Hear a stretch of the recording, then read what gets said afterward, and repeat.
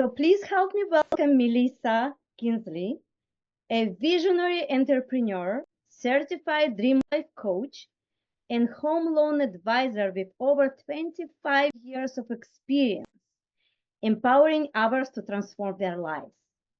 Melissa has founded and led multiple companies, blending practical strategy with timeless values to guide people toward lives filled with purpose, clarity, and abundance. Today, she will introduce us to the concept of the abundance matrix. I cannot wait. And show us how aligning with our authenticity and divine connection can help us navigate change and attract greater wealth, joy, and fulfillment. Welcome, Melissa. It's great to have you here. Good morning. Good morning. Can you hear me? Yes. Okay, awesome. Nice and clear. Let me share my screen with you.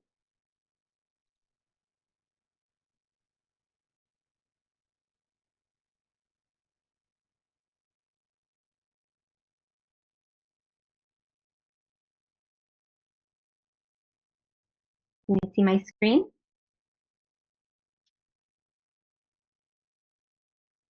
Yes, it's all good. Yes. Oh, good. Okay, awesome. Well, thank you so much for joining me today. It's a privilege to be here with you. I'm going to be speaking on the abundance matrix. And let me figure out how to get my screen. I have the picture. Oh, there we go. So first of all, I'm so grateful that you're here. You're not here by accident. You're here by design. And we're just in one of the most extraordinary times in human history. There's so much great shift coming and disruption.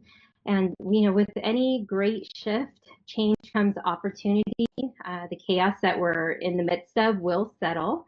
And I want to see you win. I want to see all of us take advantage of all of the energetic changes that are going on. And I guess my question for you is, when everything settles during this rapid time of transition, how will you wish that you have anchored into, or what would you have wished that you had anchored into during this storm and turbulent times? Today, what you can expect is I'm going to go over what I mean by the abundance matrix, energy, currency, and heart coherence. We'll also speak about great shifts and different viewpoints that all seem to be converging at the same place. I'm going to talk about some ways to find clarity in the chaos, and also an invitation for you to join the challenge that I'm starting, which is Cultivate Joy. What is abundance? Abundance is a free flow of energy. It's a frequency that moves throughout all areas of life: money, time, love, health, creativity, ideas, and relationships. Energy is never lost, it's only transformed. The first law of thermodynamics, and abundance is God's signature. True abundance flows through, and your heart is the gateway to where abundance flows. Coherence between your heart and mind opens up the flow of abundance. Abundance is not something you hold, it's something you steward and you channel. To align with your energy, lead with love, and abundance will flow. I want to talk to you a little bit about the lack and abundance matrix. Let's look at the two energetic blueprints. The lack matrix helps us, the lack matrix keeps us stuck in survival. It's where we learned it. And it was very necessary at a time. And it doesn't help you. It helps you survive. It doesn't help you thrive. So you're gonna see a couple of characters that will show up in the lack matrix. There's aggressor, victim, and savior. Each one of us plays these roles at different times. The mindset is scarcity. There's a lot of fear of not being enough or not having enough. You'll see control, compassion, and self-sacrifice. However, in the abundance matrix, It activates alignment. You have empowered creator mindset, presence, trust, and flow, heart-centered awareness, generosity, and divine timing. When you shift from the lack matrix into the abundance matrix, you don't just change your mindset, you change your frequency, hence you'll change your entire life. This is a look at the abundance matrix. You see at the bottom is the lack matrix. So once you shift the mindset from the lack matrix is fear-based and limited. And when you shift into abundance, you'll be trust-based and abundant. The symptoms are anxiety and being in a state of fight or flight. The symptoms of abundance is love, joy, and awareness. The energy that you'll see show up in lack matrix is drained, anxious, and reactive. And in the abundance matrix, you'll see your energy be positive, calm, and magnetic. In lack matrix, it's a survival zone. That's the motivation. In abundance matrix, you're motivated by intuition, thriving, and growth. In the lack matrix, you'll see dynamics of power and control. And in the abundance matrix, the game or the dynamics are conscious engagement. Success in the lack matrix looks like win-lose scenarios. And in the abundance matrix, you'll see win-win-wins all over the place. Again, the goals in the lack matrix, excuse me, went too fast, are the aggressor. When you move to the abundance, you're going to move to motivator. Lack matrix, you'll see a victim. You shift to abundance, you'll see a conscious receiver. This is when we learn to take what happens to us and transmute it and transform it into what we want to create. We're always looking to be saved from someone or something outside of ourselves. Any good savior, any good teacher has always taught us that the answers are inside of us. So when you shift into abundance matrix, the savior moves to a teacher. The money beliefs in the lack matrix, you believe that money is hard to get or never enough, or possibly only bad people get the tools that flows with ease. Relationships in the lack matrix look transactional and codependent. However, in the abundance matrix, relationships look like mutual growth and support. Time. The lack matrix is always running out of time. There's just never enough. However, in the abundance matrix, time is expansive and aligned. Opportunities in the lack matrix look like competition and comparison. However, in the abundance matrix, they look like collaboration and creativity. Spiritual connections in the lack matrix tend to be disconnected, doubtful, and rigid. And in the abundance matrix, they look deep, trusting, and fluid. The abundance flows through. Again, the heart is the gateway. Coherence between the heart and the mind opens up the flow of abundance. Abundance is not something you hold, it's something you steward and channel. Align your energy, lead with love, and abundance flows. I want to talk about when you're just in the mind, how that looks. The mind represents logic, order, and structure, fueled by clear goals, strategy, and direct action. It understands the world through facts, science, and physical evidence. It's experienced as certainty, reason, and data. It processes knowledge, information, and measurable truth. It sees a bigger picture through tangible outcomes, and it's connected to knowing and doing. However, the heart represents inner wisdom and intuitive knowing. The heart is fueled by the story, purpose, and emotion behind action. It understands through symbolism, spirit, and metaphor. It's experienced as mystery, beauty, and depth. The heart processes insight, emotion, and lived experiences. It sees a big picture through personal growth and meaning, and it's connected to being and feeling.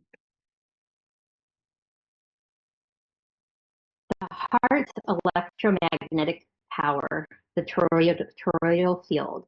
The heart isn't just a metaphor, it's a generator. According to the HeartMath Institute, the heart produces an electromagnetic field 60 times stronger electrically and 5,000 times stronger magnetically than the brain. Its field radiates in a toroidal shape like a donut of energy flowing up from your heart and circulating back in. When you are in heart coherence, a state of calm, gratitude, and love, the field becomes ordered, powerful, and healing. It influences not only your biology, but also your relationships, your environment, and your ability to attract aligned opportunity. This is a picture of what the heart toroidal field looks like from the HeartMath Institute. And you can see how the energy flows back out and back in. This energy field is said to expand 6 feet out from your body or more. So how do we fall out of heart-mind coherence? We disconnect from our natural state of abundance when we create negative stories and beliefs throughout experiences we have. You live in survival mode of fear, obligation, which is a fog, abandon our inner truth to people to please or perform. We ignore intuition and override our instincts.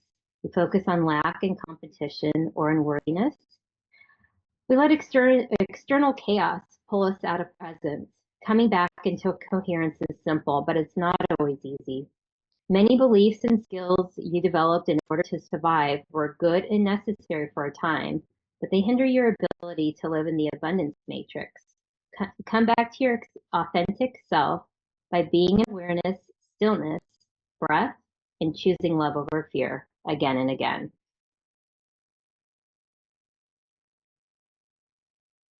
But we've explored the abundance matrix, which is your personal abundance matrix.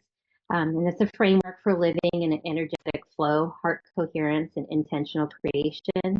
But now let's zoom out and let's look at what's happening around us economically, spiritually, energetically.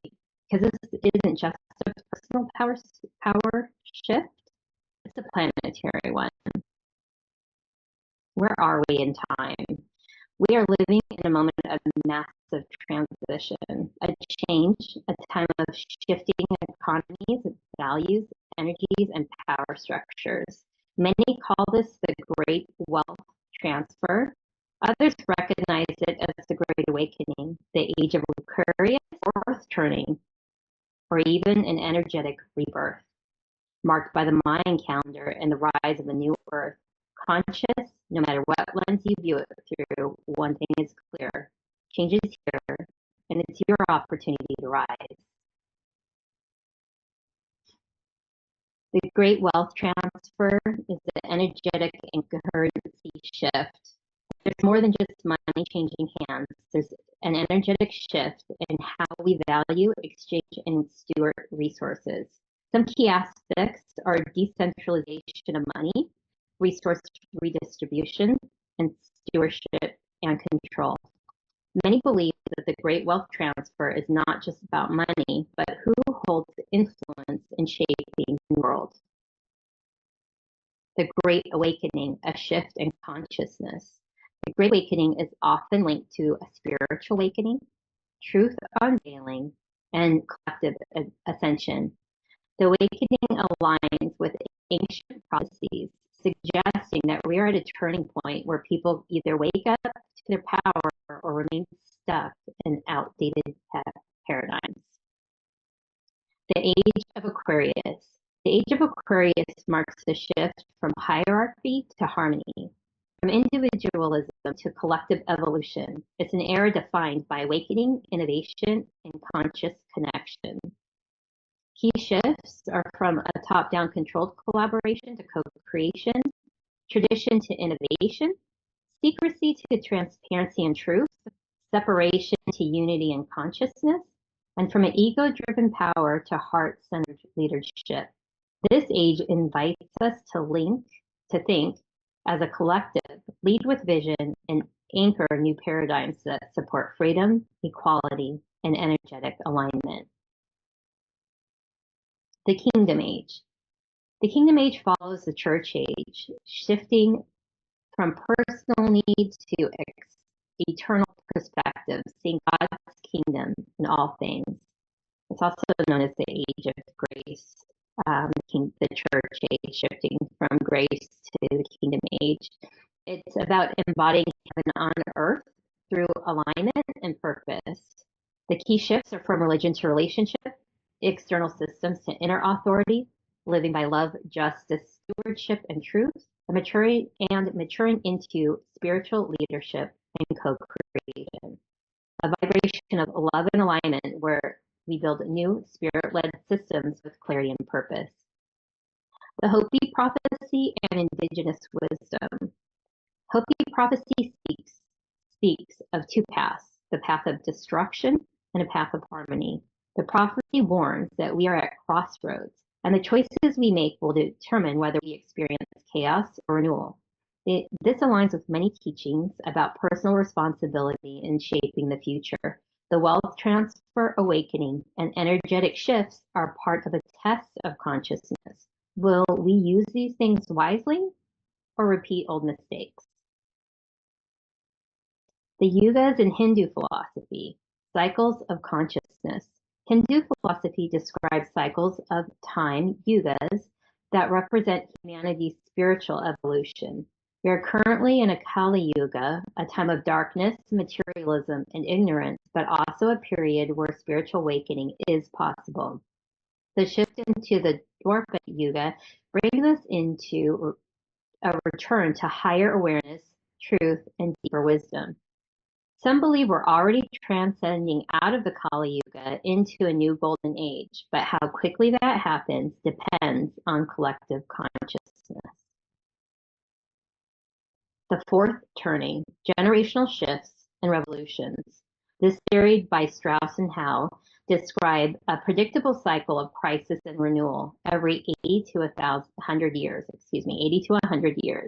We're currently in the crisis phase. The old system collapses and a new one emerges. Historically, this phase brings economic upheaval, war, and major social shifts, but it's also the birth of new leadership and innovation. By the late 2030s, we could be in the rebuilding phase, shaping a new society. I believe we're already in it. This aligns to the great wealth transfer, the age of Aquarius, other shifts pointing to a rebirth after a period of deep transformation. So what does this all mean? We are in a convergence of multiple cycles, economic, spiritual, and generational. The world is restructuring. Who leads controls well, and what we value is shifting. Those who embrace change, align with truth, and steward resources wisely will help shape the new reality. We have a choice: resist and suffer through the chaos, or flow with the shift and co-create for a better future. This is an energetic shift, not just a material one. The key to staying grounded, alignment, and intentional. The key is to stay grounded, aligned, and intentional about how you engage with these changes. So we're standing at a crossroads of consciousness. Cycles are converging, systems are collapsing, new ones are forming. It's not just an economic revolution, it's an energetic one. You get to decide how you show up in it, not by force or fear, but in alignment, coherence, and intention. You don't need to have all the answers, but if you stay grounded in your heart, aligned with your truth, and centered in joy, you'll not just survive the shift, you'll thrive in it. So one thing that I've learned different ways to stay aligned and heart-centered. And so I created a challenge with all of the shortcuts that I've lived with and have, I think, literally saved my life.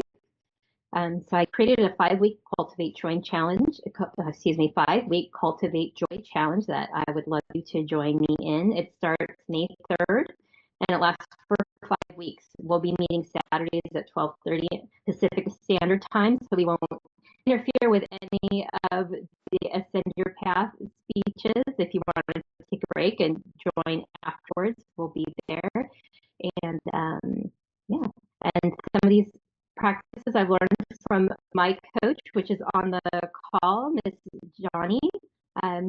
She's amazing. She's a Joe Dispenza certified coach, and she's really helped me. So thank you, Johnny. I appreciate you. And if you'd like to stay connected with me, this is how you can stay connected with me. There's a link for the Cultivate Joy chat with me about it. And you can, there also has my email. And for my regular day job, I am a mortgage lender. And so if you are looking to know anybody who is interested in refinancing or purchasing a home, that's how you can connect with me. So thank you so much for joining me today. And I really appreciate your time. And I honor you for showing up on a Saturday morning and continually looking for growth and expansion.